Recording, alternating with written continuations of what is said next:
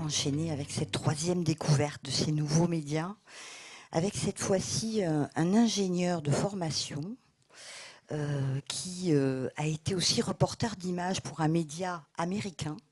C'est ça, je ne dis pas de bêtises. Voilà. Et qui a décidé de créer le premier réseau professionnel pour les journalistes avec une plateforme qui s'appelle Blacklight Media Technology. On accueille Elliot Villemin, s'il vous plaît.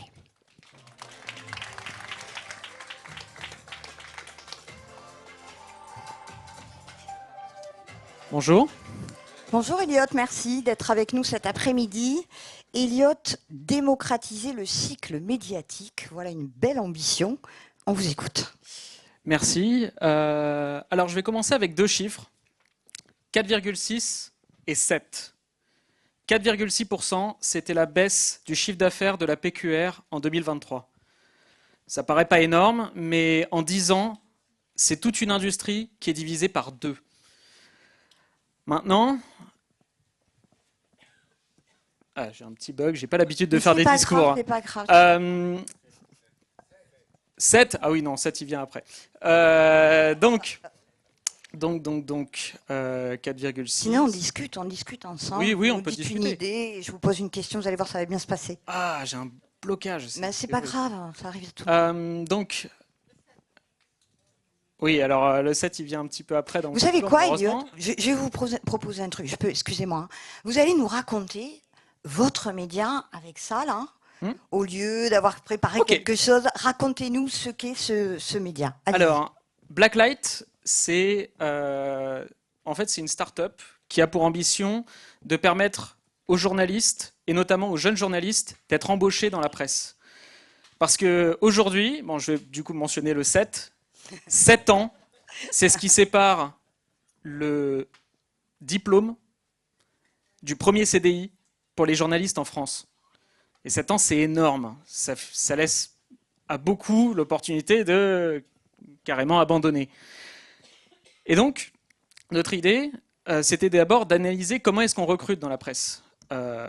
Et aujourd'hui, dans la presse, on recrute, comme dans beaucoup d'industries, on utilise Indeed, on utilise LinkedIn, on utilise des formulaires, on utilise des mails.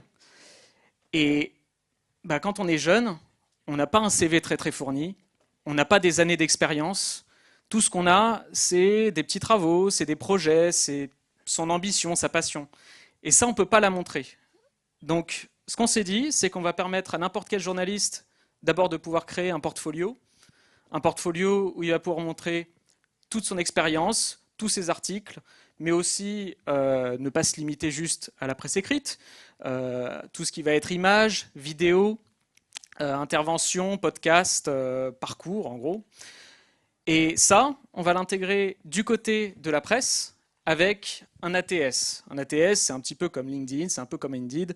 C'est un logiciel de gestion RH, de gestion d'embauche.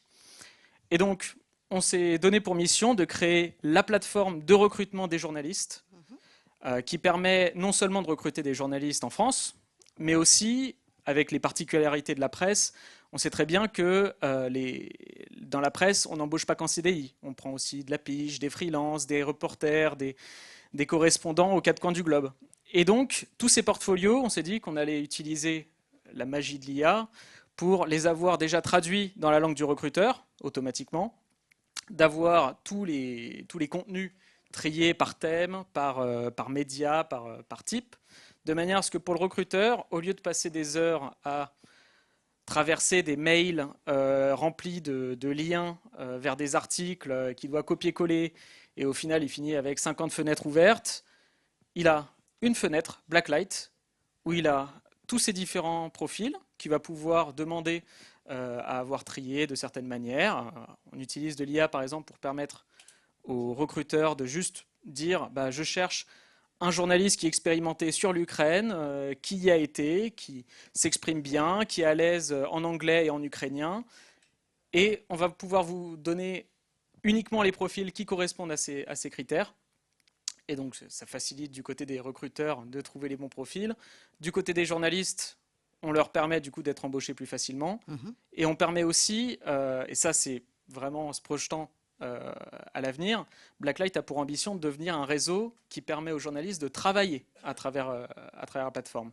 Notamment les freelances qui, quand ils commencent, n'ont pas d'effet de réseau. Ils ne connaissent pas grand monde. Et donc, leur permettre d'avoir une plateforme où ils peuvent se mettre en avant, montrer à la fois leur travail, leur expérience, leurs recommandations, et de vendre leur contenu, de vendre des images, des articles, de pouvoir participer à des bourses à l'emploi, qui sont quelque chose qui se fait beaucoup dans la presse. On s'est dit qu'on allait tout centraliser en une seule plateforme. Très, très bien. Il nous reste quelques secondes, Elliot, vous voyez, ça se passe bien. On a compris, d'un côté, il y a les journalistes avec un outil pour les journalistes. De l'autre côté, il y a les employeurs, il y a les médias. Je suis obligée de vous demander, vous êtes une start-up, comment ça marche au niveau économique? C'est quoi le modèle économique de Blacklight? Alors, le modèle économique de Blacklight, il se sépare en 3 parties.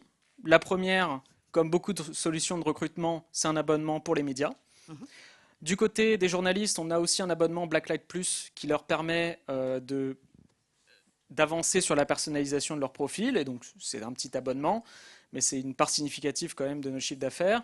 Et la troisième partie, c'est notre marketplace de contenu et de services qui permettra, moyennant une petite commission de 15%, ce qui est très compétitif dans le milieu, de financer la plateforme et donc de mettre en avant des jeunes journalistes. Super, bonne chance. Merci Elliot, merci infiniment. Merci à vous.